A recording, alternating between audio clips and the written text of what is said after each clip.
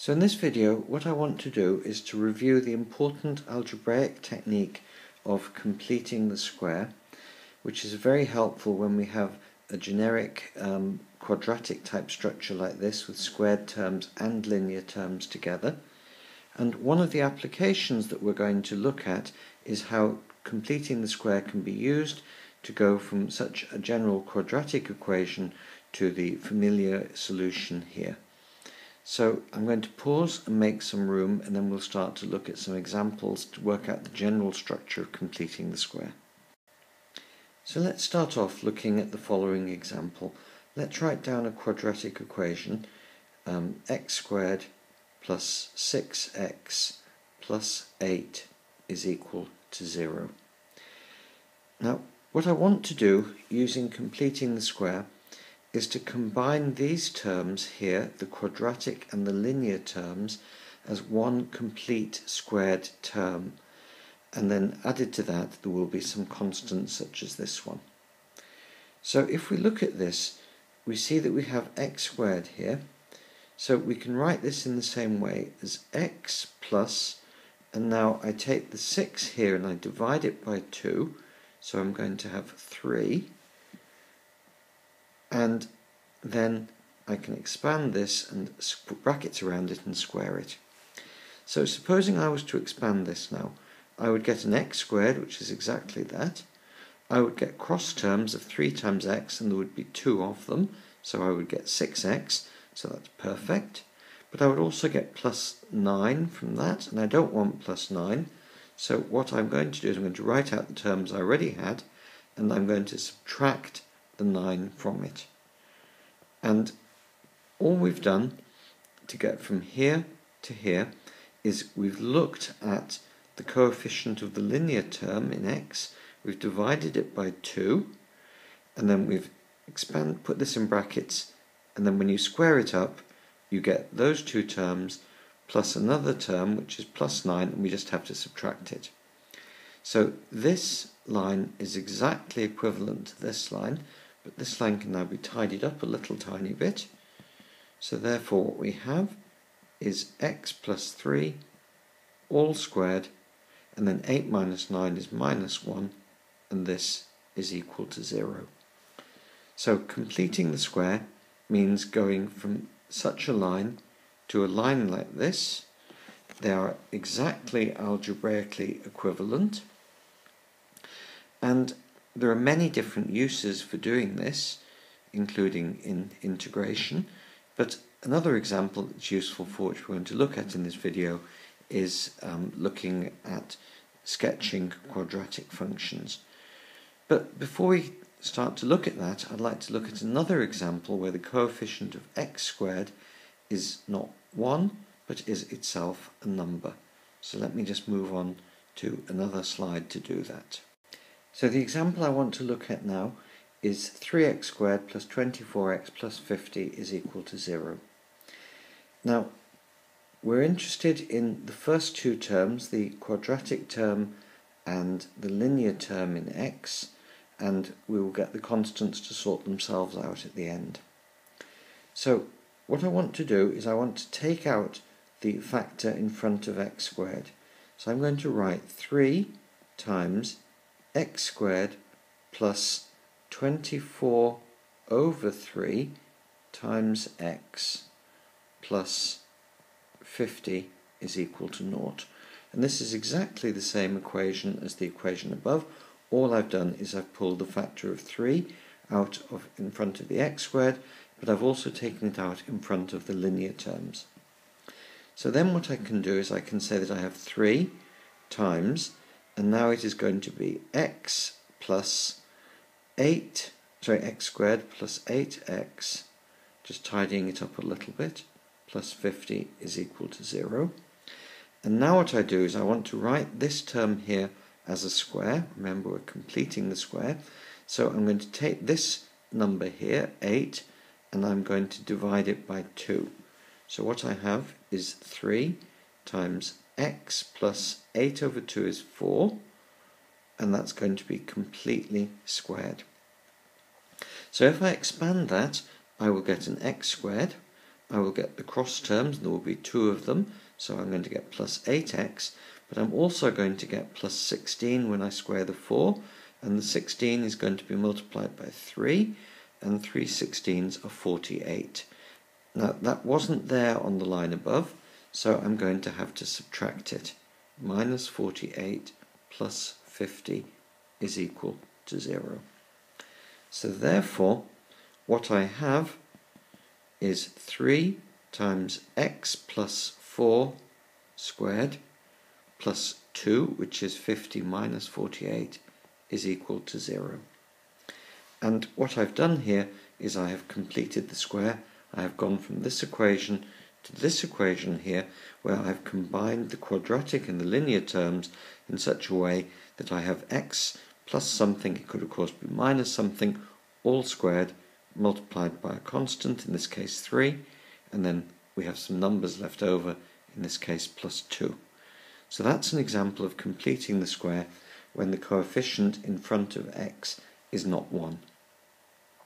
Now on the next slide I'm going to do this again for the general case of a quadratic formula ax squared plus bx plus c is equal to 0, and what I would suggest is, if you are feeling confident, you might want to try to do this yourself before we go through it. So you might want to pause the video and work out how the formula for solving a quadratic equation can be derived in exactly the way that we have done here, but with algebraic constants rather than numbers. So as we just said, what we're going to do now is to solve the general quadratic equation using the technique of completing the square. So, in exactly the same way as in the previous example, what we want to do is pull out the coefficient of x squared out from in front of the quadratic term in x, but also from in front of the linear term in x. So I'm going to write this as a times x squared plus b over a times x plus c is equal to 0. And now I want to write these two terms as a square, so I'm going to write this as a times x plus b over 2a brackets squared. And now if I'm going to expand this, I'm going to get an x squared, which is perfect. The cross terms, and there will be two of them, are going to give me b times x over a. The 2's will go, so that's perfect. That's exactly what I want there, because with the a multiplying outside, that gives me bx. But I'm also going to get some terms where this is squared, so I should subtract them now. So I'm going to get minus a, let's not forget the a in front, times b squared, and then on the bottom I've got 2a all squared, so that's 4a squared, and then of course at the end we have the plus c is equal to 0. So here you see that an a and one of the powers of a here are going to cancel. Now what I want to do is I want to take all of these constant terms, take them over to the other side of the equation, and I'm also going to divide by a power of a here. So what I'm going to get is x plus b over 2a all squared is going to be equal to, now I'm going to take this over, I'm going to get plus, so it's plus b squared over 4a squared, where remember I've divided by this a here. And when I take this term over here, I get minus c over a. Now, what I want to do here is to take these two terms and put them on a common denominator. And to do that, I'm going to pause and make some room. So putting these two terms here on a common denominator, what we're going to get is that x plus b over 2a all squared is equal to, the common denominator is 4a squared, and 4a squared we recognize it can be written as 2a all squared, and in the numerator we have b squared minus, and now To have the common denominator of 4a squared here, we have to multiply the c here by a 4 and by 1 power of a. So that's minus 4ac. So now what we can do is we can solve this to find out what x is. At this stage we've completed the square, and we can take the square root of this side and the square root of this side, and on this side it will give us x plus b over 2a, and on this side it's going to give us plus or minus, because both things are possible as solutions of this equation when you take the root. So plus or minus the square root of this divided by the square root of that. So let me pause and make a bit of room.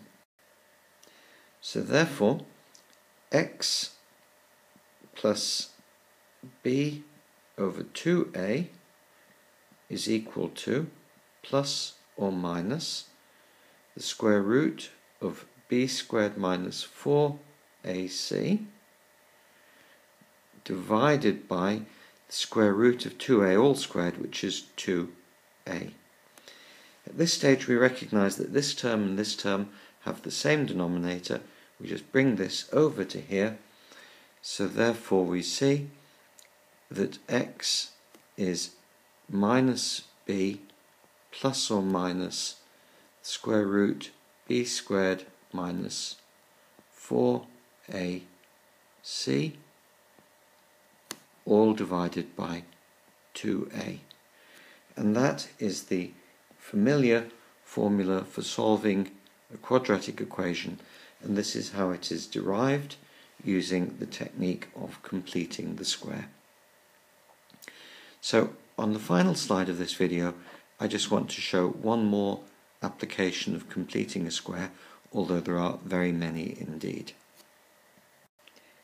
So the example that I want to conclude with is looking at the sketch of the graph of y is equal to 4x squared minus 12x plus 3.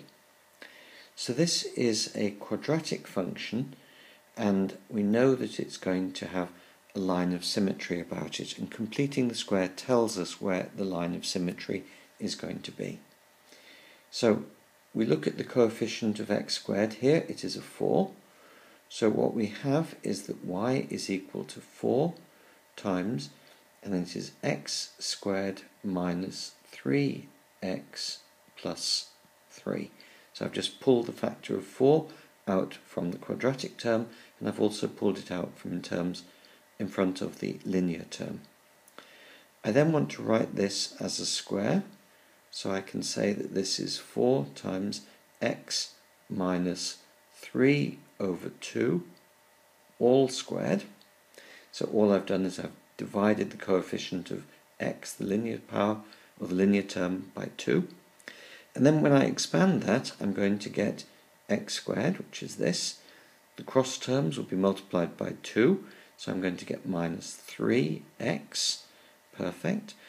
I'm also, though, going to get this term squared, which is minus 3 squared is 9 over 2 squared is 4, so minus 9 quarters, but multiplied by 4, so minus 4 times 9 over 4, and then let's not forget the 3 at the end, plus 3. So the 4's here are going to cancel, and I'm going to have minus 9 plus 3, and that's going to give me minus 6. So what I have here is 4 times x minus 3 over 2 all squared minus 6. So y is equal to that, and we have completed the square.